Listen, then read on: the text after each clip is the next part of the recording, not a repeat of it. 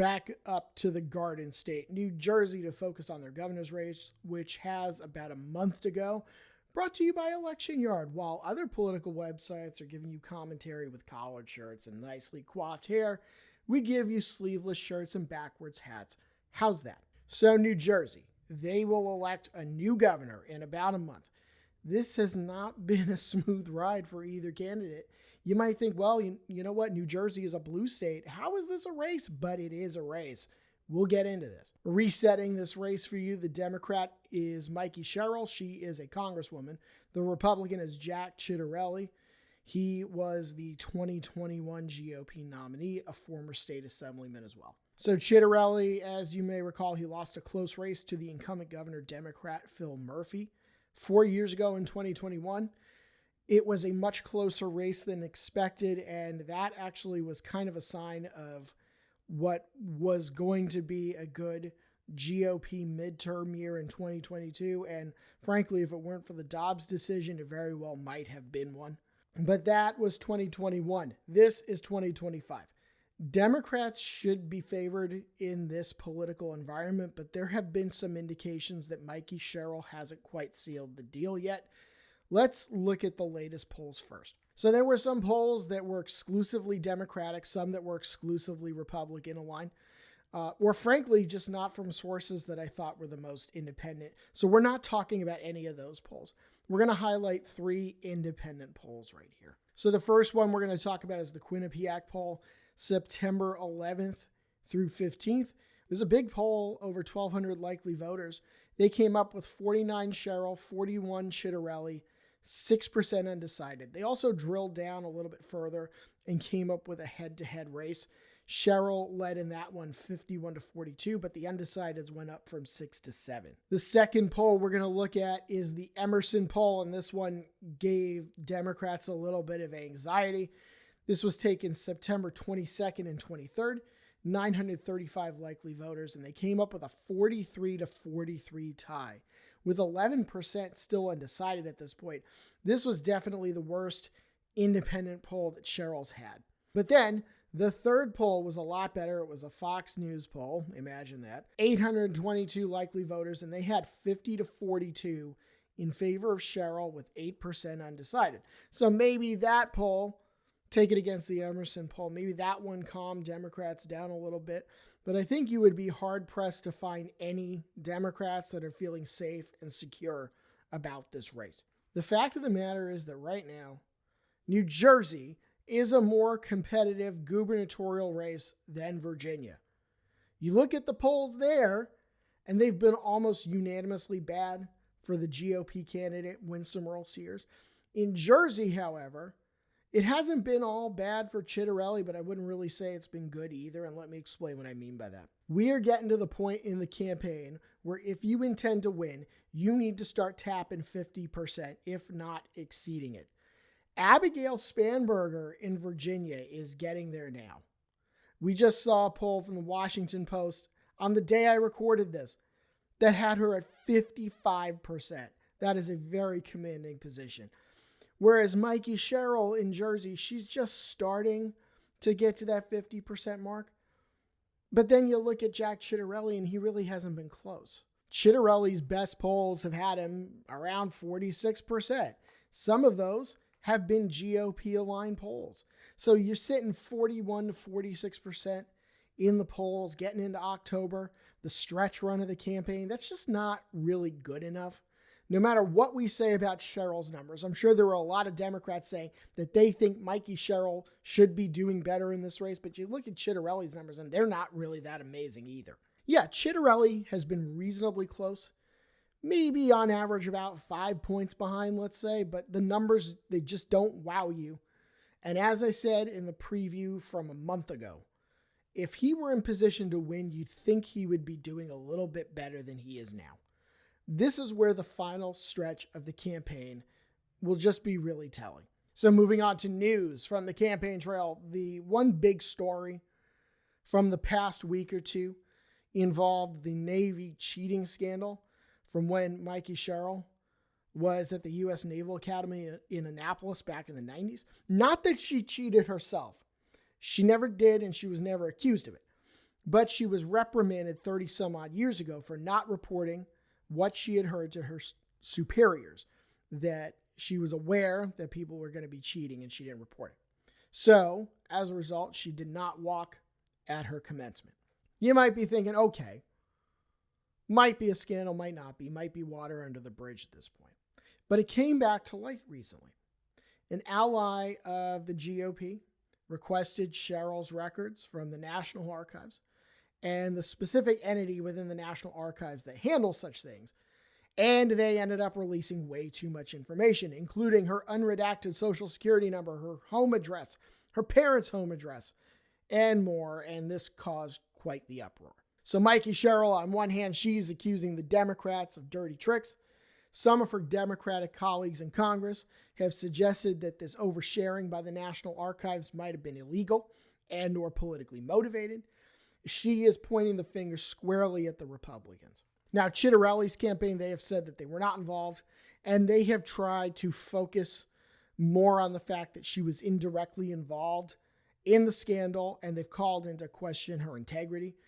It would also now seem that an official investigation into the matter is going to be happening, so stay tuned. So in other news, the government shutdown, it's become an issue. The Hudson Tunnel Project had its funding suspended. Both candidates have blamed the opposite party. What else did you expect them to do? Sherrill says that this is proof that Jack Ciattarelli won't stand up to Trump, who canceled the funding or suspended the funding. And Ciattarelli said that Sherrill should have stopped this in Congress.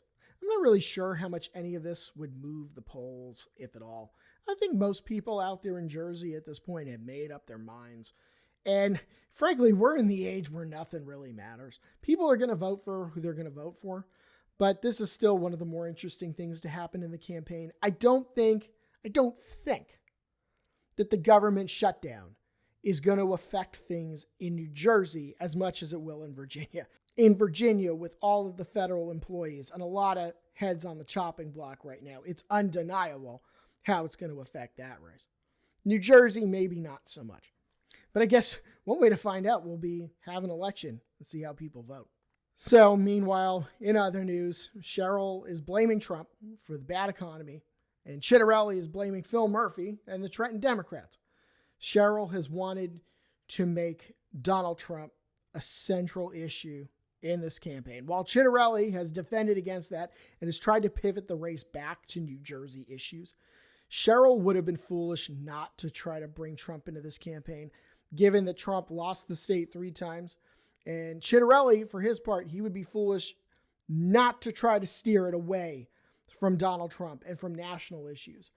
With how much politics is about him, Donald Trump, these days, though, him coming up as a topic is pretty unavoidable. So now to round this video out, I thought rather than give our high-level overview of how we think the race is going, I think it's been pretty stable, maybe lean Sherrill at this point, but let's talk about some key counties and some areas that I think that you should watch on election night. These are the places that are going to be critical to both campaigns. So I'm going to start up in Passaic County, North Jersey. Some of the localities that you might find there would be Patterson, Clifton, Passaic, Wayne, West Milford, and Wanacue. I'm bringing this up because it appears Passaic County to have trended red in the last few years. In 2021, Phil Murphy won it by about 4 points over Ciattarelli, but then you look at the 2024 presidential race, and Donald Trump actually won it by about 3. The Democrats had won it 7 presidential elections in a row until then. So if Ciattarelli follows in Donald Trump's footsteps, that's good news for him. But I think beyond this specific election, I'm interested to see if Passaic County is trending redder or if that has paused. This is one of those suburban counties that could serve as a barometer and speak to broader trends. Part of the reason why Jersey has narrowed as a blue state to a slightly less blue state is because of counties like Passaic.